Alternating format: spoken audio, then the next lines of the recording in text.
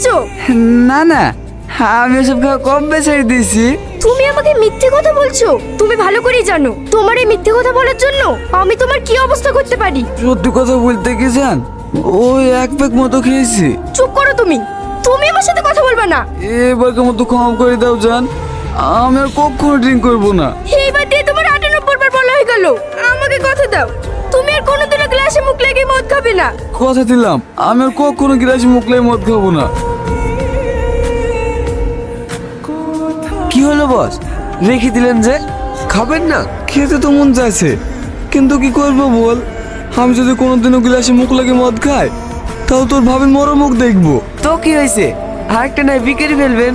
এখানে শোন, তোর ভাবি যদি চলে যায় না, আমার এই এমএলএ চ্যাটটাও সঙ্গে করে নিয়ে যাবে। আমার শ্বশুরকে তো তোরা চিনিস নি, আমি জানি ওকে এরকম মাল। তাহলে